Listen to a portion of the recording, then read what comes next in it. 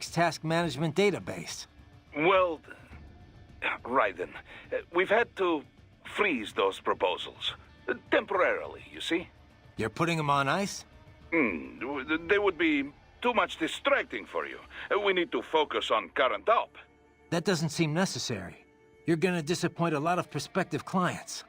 Well, yes, but... This is about Imani, isn't it? I should not have tried to hide it. Right. Open company, remember? Well, yes, but we can't afford for you to be too shaken to complete your mission. Boris, I'm fine. I know it's not all my fault, but my client was killed. Kinda expect to lose some work after that. Yeah, not your fault, but my responsibility in the end. We were far too lightly equipped. No one on the field made mistakes. It's a third world country. We were working with a shoestring budget. If we went in heavier, burning Maverick cash, we'd have been in the red. And that is the tricky part about this business, yes? But what is past, and too early to worry about the future. Just focus on the matter at hand. Okay. What do you think Dolzaev and that woman were discussing? Even your ears could not catch it, huh? No. Even in... A pity they were... Yeah, and there's the... Anyway, not much point talking about it now. Better I just head over there and wrap this up. Of course. I only wonder because I have the more intel we have... Relax, Boris. Once I take out Mistral, the rest will be easy. Let us hope so. What do you think, even... No. And there's the... Anyway, better I just... I only... The more Relax. Let us... You get all that, Kev? The woman with Dolzaev. That's Mistral? Yep. The only female member of the Winds of Destruction. The name is from... a cold, dry regional wind in France that blows from the Alps down to the Mediterranean. She French? Yep. Born in Algeria, though. It was a French colony until they declared independence in the early 60s. Haha, but you already knew that. Yeah. They were the last French colony in Africa. You know your history. Plenty of French colonial families still live there. Billets noirs, they're called. I've heard the term. The main character in that Camus novel, The Stranger, was one.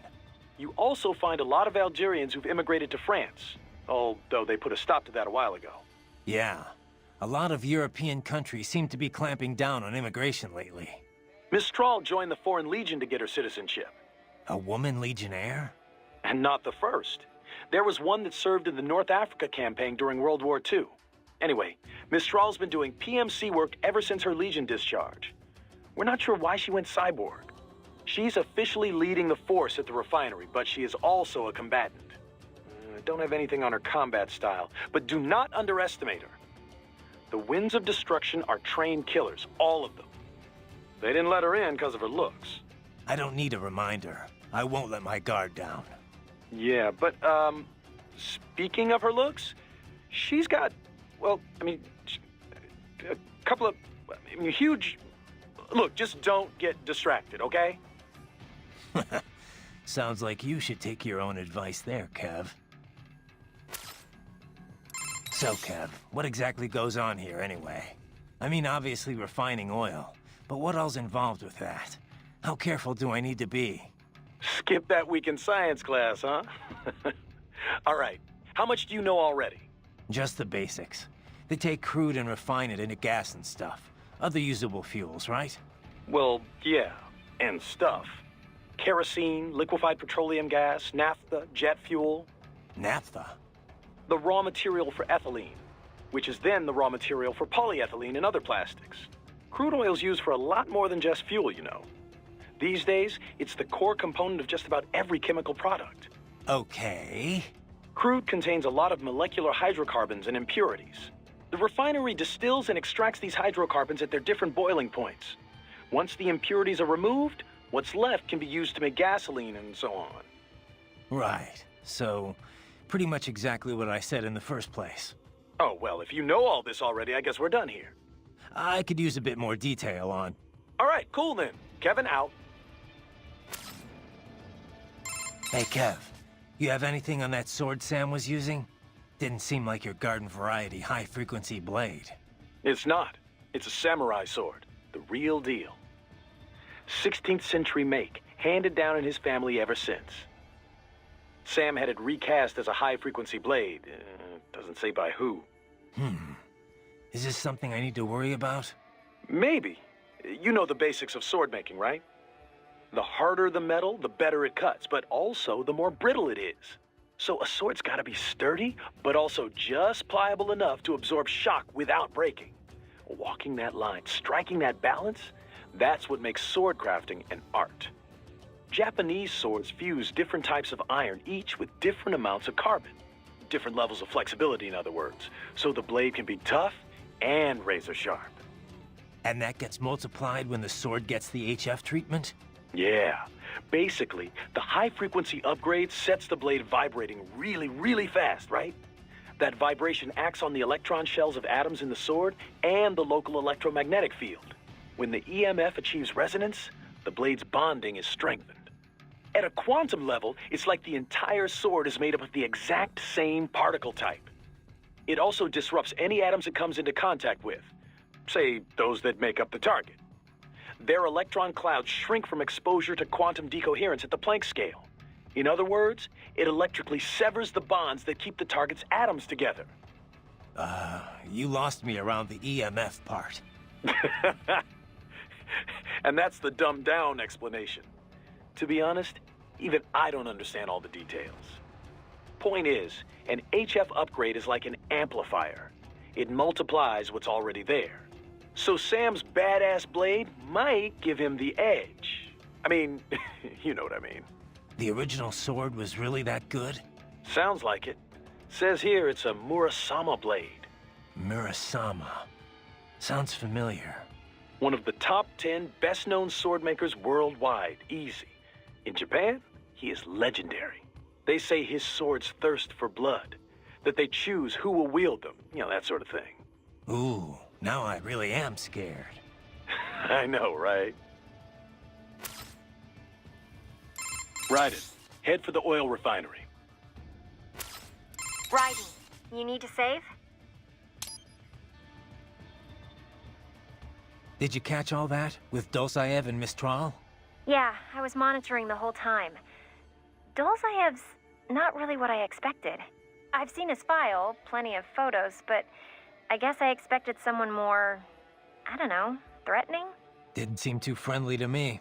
No, I mean, you hear terrorist, you think of some cold, calculating professional. Dolzaev looks more like some guy off the street. Cold, calculating professional types don't usually bother with terrorism. It's too risky. Most terrorists are ordinary people, radicalized one way or another. Yeah, I guess so.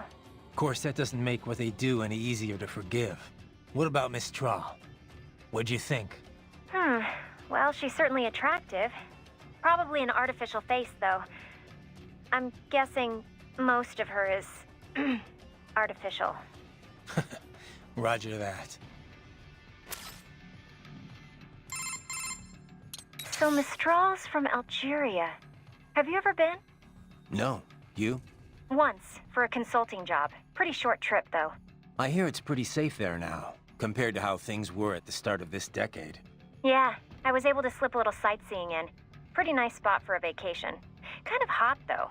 80% of it's the Saharan desert, and wow, it was just like you'd imagine. So much sand. You could easily imagine camel caravans trekking beneath the early evening moon. It was like something from another world. Yeah? I thought only a sixth of the Sahara was sandy like that. The French carried out a bunch of nuclear tests there too, I remember. But once you reach the Mediterranean coast, it's a totally different place. All these white-walled buildings framed against intense blue sea. It's a really stark contrast. Were you in Algiers? I know that the capital looks a lot like that. Yep. The local cuisine's totally French-influenced. I'll never forget this one lunch near my hotel. A baguette sandwich and a café au lait. Simple and simply unforgettable.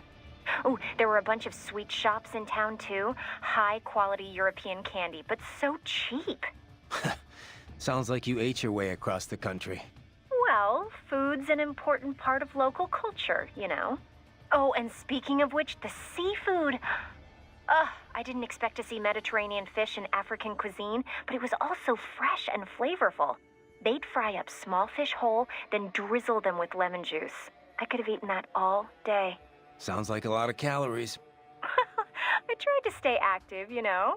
Hey, did you know my visual analyzers can tell me how much someone weighs? Yeah, I'll have to talk with Doc about disabling that one. Raiden, what you said before about your sword being a tool of justice, I just want to say I agree 100%. I wish all PMCs thought that way. Glad to hear you say that. You mentioned it was part of some samurai code? Yeah. I didn't grow up using a sword.